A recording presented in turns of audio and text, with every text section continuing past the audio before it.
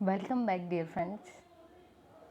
आज हम बात करने वाले हैं परसेप्शन के बारे में और एक बहुत ही इंटरेस्टिंग स्टोरी के थ्रू हम समझेंगे परसेप्शन को और उससे कुछ मोटिवेशन लेंगे कि अपने परसेप्शन को हम पॉजिटिव बना के रखें। तो आइए।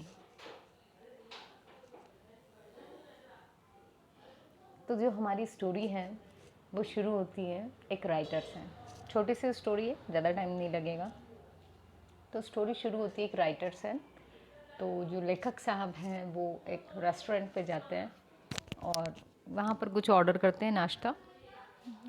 उनका नाश्ता आता है, तब तक वो देखते हैं कि वहाँ पर दही वगैरह भी मिलता है उस रेस्टोरेंट पे। और क्या होता है कि गलती से वो काउंटर पे थोड़ा ओपन रख दिया गया होगा दही कभी, तो एक कौवा आता है। कौवे को काग भी बोलते हैं, है ना हिंदी में। तो वो कौवा आता है और वो उस दही पे चोंच मार देता है क्योंकि वो ओपन रखा हुआ था दही। तो ये चीज़ जो दुकानदार रहता है वो देख लेता है, तो वो उस कौवे को किसी तीखी चीज़ से मार देता है। तो कौवा जो है वो मर जाता है। अब वो जो दुकानदार रहता है वो उसके यहाँ पे जो सबॉर्डिनेट्स रहते हैं, मतलब जो वेटर वगैरह रहते हैं, उनको कह के उसको फटाफट से हटवा देता है कि भाई किसी कस्टमर को दिखना नहीं चाहिए कि अपन यहाँ पे ऐसा हुआ था कुछ। तो वो हटा देते हैं, सफाई कर देते हैं बिल्कुल साफ एकदम। अब वो जो राइटर रहता है वो सोचता है कि यार ये जो हुआ ये तो बहुत गलत बात हुई, गलत चीज़ हुई। एकदम मारना भी तो नहीं था उसको, दही ख़राब कर दिया वो अलग बात है, उड़ा देते उसको, गलत चीज़ करी। तो एक बात होती है कि गलत चीज़ के लिए हमेशा आवाज़ उठाना चाहिए, है ना। लेकिन उसने देखा कि अब मैं यहाँ बोलूँगा ये पता नहीं सुनेंगे, कुछ होगा नहीं होगा, और वैसे भी कौवे ने तो प्राण गंवा ही दिए हैं।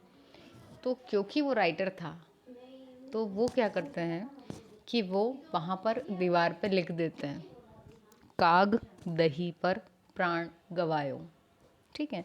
तो यहाँ इन्होंने क्या सोच के लिखा कि उस कौवे ने दही के कारण अपने प्राण गवा दिए। अब ये थोड़ी देर बाद चले जाते हैं। कुछ देर बाद वहाँ एक भाई साहब आते हैं जो बाय प्रोफेशन एक अकाउंटेंट होते हैं। तो वो आते हैं, उनके अकाउंट्स में कुछ गड़बड़ियाँ पकड़ा गई थी, तो उस कारण उनकी जॉब जा चुकी थी। उनका मूड बहुत ख़राब था एंड वो चाय के लिए आए थे वहाँ उस रेस्टोरेंट पर कि चलो चाय पी लेते हैं अपन। तो वो आए, उन्होंने बड़े बेमन से चाय पी और पीना स्टार्ट की चाय, और इधर उधर देख रहे थे कि उनकी नज़र पड़ी ये जो हमारे राइटर साहब लिख गए थे काग दही पर प्राण गवायो, इस पर उनकी नज़र पड़ी।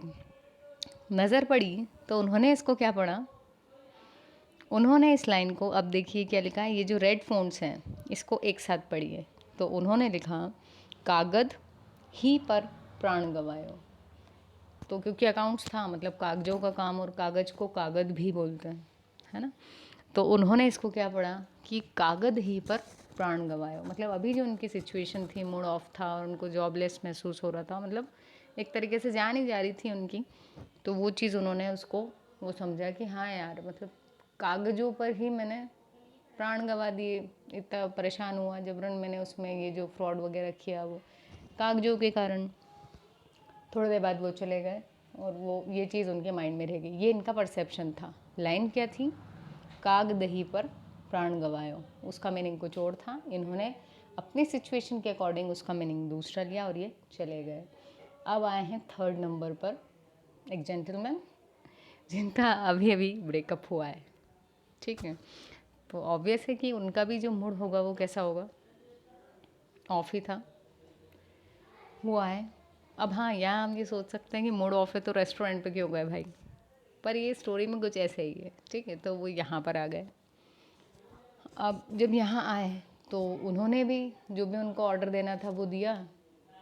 क्योंकि उनका मूड ऑफ था तो उन्होंने अपने फ्रेंड्स को बुलवाया था कि उनसे बातचीत करके थोड़ा मूड ठीक हो जाएगा। तो दोस्त आ रहे थे, तब तक वो वहीं बैठे हुए थे। तो उन्होंने ये जो लाइन लिखी थी अपने राइटर ने, काग दही पर प्राण गवायो, उसको देखा उन्होंने। अब इनकी जो सिचुएशन थी, इनके प्राण किस पे गए हुए थे एक्चुअली, जो सामने वाली थी जिससे ब्रेकअप हुआ था। तो इन्होंने क्या देखा, देखिए अगली स्लाइड पे। तो इनकी जो लाइन थी वो पढ़ने का तरीका था, का गदही पर प्राण गवायो। यहाँ आप इसका मीनिंग समझ लो कि जब बंदा गुस्से में है तो उसने उसको बोल दिया कि क्या गधी पे मैंने प्राण गंवा दिए यार, इतने इमोशंस एफर्ट्स वेस्ट कर दिए। ठीक, तो ये जो एक सेंटेंस था उसके 3 मीनिंग निकले, है ना। तो यही है परसेप्शन। तो इस इंटरेस्टिंग कहानी के थ्रू हम ये चीज़ भी देख सकते हैं कि जब हम जिस सिचुएशन में रहते हैं, हम अपने सामने होने वाली जो भी इंसिडेंसेस रहते हैं उनको उस अलग तरीके से लेते हैं। तो एक इसका एक बहुत अच्छा मतलब ये भी है कि हम एक सिचुएशन को एक से ज़्यादा तरीके से ले सकते हैं। तो यदि हम माने कि एक से ज़्यादा मतलब मिनिमम 2 तरीके, तो 2 में से एक हम मान लेते हैं, एक तरीका होगा नेगेटिव और दूसरा होगा पॉजिटिव। ये बहुत ही अच्छी बात है कि हर सिचुएशन में से हम कुछ ना कुछ पॉजिटिव निकाल सकते हैं, क्योंकि अभी जो हम देख ही रहे हैं इतना कॉम्पिटिटिव एरा है, कोविड है, बहुत सारी नेगेटिविटीज़ हैं, सब लोग कहीं ना कहीं सफ़र कर रहे हैं। इवन हर जगह पर पॉलिटिक्स भी बहुत ज़्यादा है, तो कई बार हम बहुत ज़्यादा फ्रस्ट्रेटेड भी फील कर सकते हैं। पर वहाँ पर भी हमारा परसेप्शन ही है जो हमें उस नेगेटिविटी में से भी पॉजिटिविटी निकालने में हेल्प कर सकता है। और आप एक बार करके देखिएगा, कभी किसी नेगेटिव सिचुएशन में से जब आप पहली बार कुछ पॉजिटिव निकालेंगे तो आपको बहुत अच्छा फील होगा।